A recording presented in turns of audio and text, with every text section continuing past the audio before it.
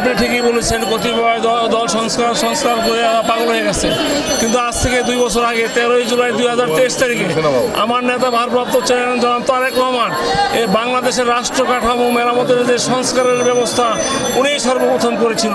সেখানে শিক্ষা ব্যবস্থা কী হবে, সেখানে মসজিদ মাদ্রাসার কী অবস্থা হবে, মেয়েদের জন্য কী ব্যবস্থা করা হবে, পুরো রাষ্ট্র কাঠামো কীভাবে মেরামত করা যায়, এটা সংস্কারের জন্য 2022 সনের 13ই জুলাই আমাদের এই সংস্কারের আমরা রূপরেখা 31 দফা সংস্কারের রূপরেখা আমরা সর্বপ্রথম এখন তারা সংস্কার করতে যাচ্ছে, সে আমাদেরগুলো ঘুরে ফিরে আসতেছে।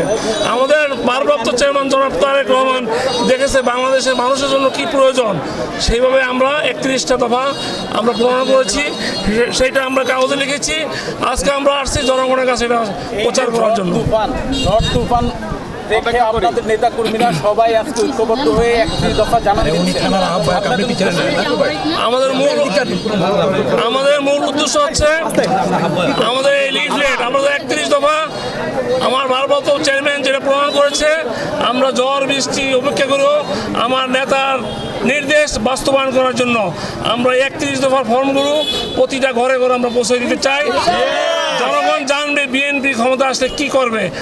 আগে অনেক সরকার অনেক কিছু বলেছিল কিন্তু তারা বাস্তবায়ন করে নাই।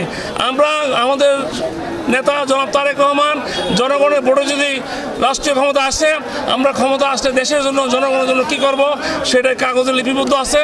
আজকে আমরা নামাজ পড়ে দোয়ার মাধ্যমে তারেক রহমান এবং বেগম খালেদা জিয়াকে আমরা সবাই মিলে দোয়া করেছি। এই দোয়ার মাধ্যমে আজকে আমাদের উত্তরায় এই কার্যক্রম শুরু করেছি।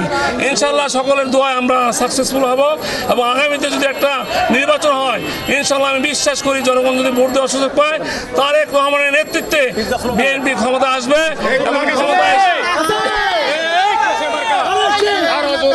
ক্ষমতা আসার পর জনমানুষের সকল উন্নয়ন কাজ সব